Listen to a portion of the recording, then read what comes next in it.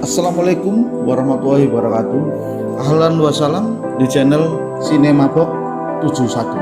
Pada video kali ini admin akan menceritakan kisah lucu Abu Nawas. Siapa yang tidak kenal dengan Abu Nawas?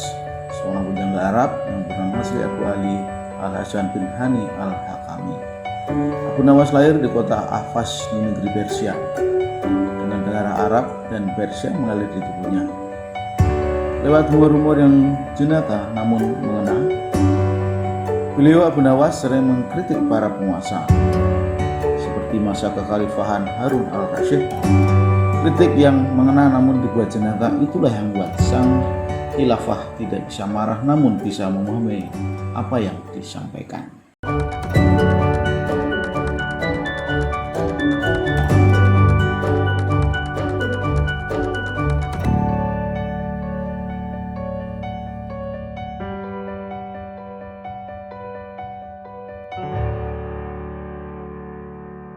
Pada suatu sore, ketika Abu Nawas sedang mengajar murid-muridnya, ada dua orang tamu datang ke rumahnya. Yang seorang adalah wanita tua penjual kahwa atau kopi, sedang satunya lagi adalah seorang pemuda berkebangsaan Mesir. Wanita tua itu berkata beberapa patah kata, kemudian diteruskan dengan si pemuda Mesir. Setelah mendengar pengaduan mereka, Abu Nawas menyuruh murid-muridnya menutup kitab mereka. Sekarang pulanglah kalian, ajak teman-teman kalian datang kepadaku pada malam hari ini sambil membawa cangkul, penggali, kapak, dan martil serta batu, perintah Abu Nawas. Murid-murid Abu Nawas merasa heran, namun mereka begitu patuh kepada Abu Nawas dan mereka merasa yakin gurunya selalu membuat kejutan dan berada di pihak yang benar. Pada malam harinya mereka datang ke rumah Abu Nawas dengan membawa peralatan yang diminta oleh Abu Nawas. Hai kalian semua, pergilah malam hari ini untuk merusak rumah Tuan Kadi yang baru, kata Abu Nawas. Hah? Merusak rumah Tuan Kadi? Cuman semua muridnya keheranan. Kalian jangan ragu, laksanakan saja perintah gurumu ini, kata Abu Nawas menghapus keraguan murid-muridnya. Barang siapa yang mencegahmu, jangan kau pedulikan, terus pecahkan saja rumah Tuan Kadi yang baru. Siapa yang bertanya, katakan saja, aku yang menyuruh merusak. Barang siapa yang hendak melempar kalian, maka pukullah mereka dan lemparilah dengan batu, lanjut Abu Nawas lagi. Habis berkata demikian, murid-murid Abu Nawas bergerak ke arah rumah Tuan Kadi. Mereka berteriak-teriak sambil menghancurkan rumah Tuan Kadi. Orang-orang kampung merasa heran melihat kelakuan mereka. Lebih-lebih ketika tanpa basa-basi lagi, mereka langsung merusak rumah Tuan Kadi. Orang-orang kampung berusaha mencegah perbuatan mereka. Namun, karena jumlah murid-murid Abu Nawas terlalu banyak, maka orang-orang kampung tak berani mencegah. Melihat banyak orang yang merusak rumahnya, Tuan Kadi segera keluar dan bertanya kepada mereka. Siapa yang menyuruh kalian merusak rumahku? Tanya Tuan Kadi dengan marah. Guru kami, Tuan Abu Nawas yang menyuruh kami, jawab mereka serempak. Habis menjawab begitu, bukannya mereka berhenti, malah terus menghancurkan rumah Tuan Kadi hingga rumah itu roboh dan rata dengan tanah. Tuan Kadi hanya bisa marah-marah karena tidak ada orang yang berani membelanya. Dasar Abu Nawas penghasut, orang gila.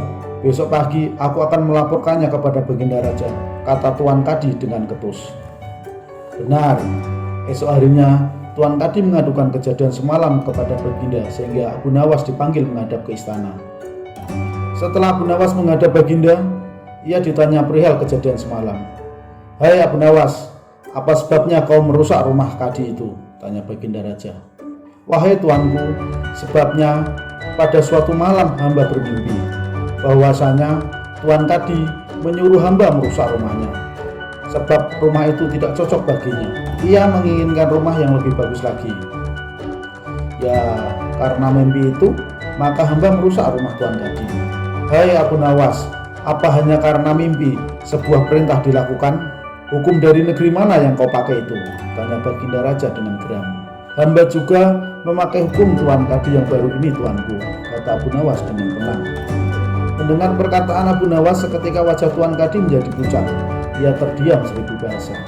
Hai Kadi, benarkah kau mempunyai hukum seperti itu? Tanya Baginda Raja kepada Tuan Kadi. Mendengar pertanyaan Baginda, Tuan Kadi tiada menjawab. Wajahnya nampak pucat, tubuhnya gemetar karena takut. Abu Nawas, jangan membuatku pusing. Jelaskan kenapa ada peristiwa seperti ini, perintah Baginda Raja. Baiklah Baginda, beberapa hari yang lalu ada seorang pemuda Mesir datang ke negeri Baghdad ini untuk berdagang sambil membawa harta yang banyak sekali.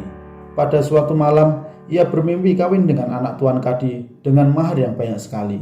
Ini hanya mimpi Baginda, tetapi Tuan Kadi yang mendengar kabar itu langsung mendatangi si pemuda Mesir dan minta mahar anaknya. Tentu saja pemuda Mesir itu tidak mau membayar mahar hanya karena mimpi. Nah, disitulah tipu muslihat Tuan Kadi.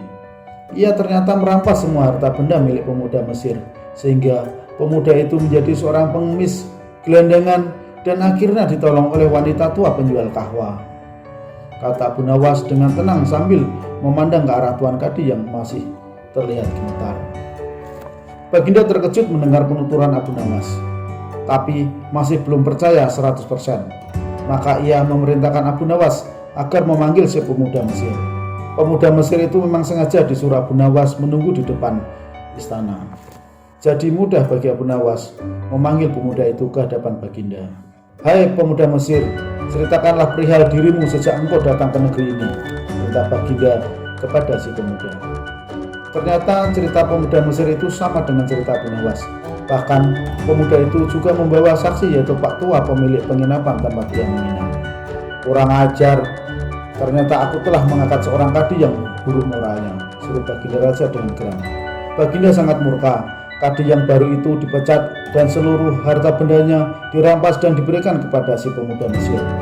Setelah perkara selesai, kembalilah si pemuda Mesir itu dengan Abu Nawas pulang ke rumahnya. Pemuda Mesir itu hendak membalas kebaikan Abu Nawas.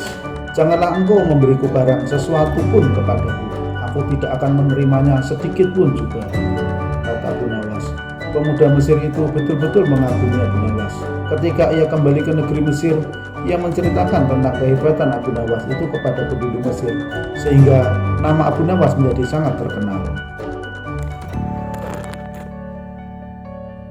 Demikian kisah Abu Nawas. Semoga terhibur dan terima kasih. Wassalamualaikum warahmatullahi wabarakatuh.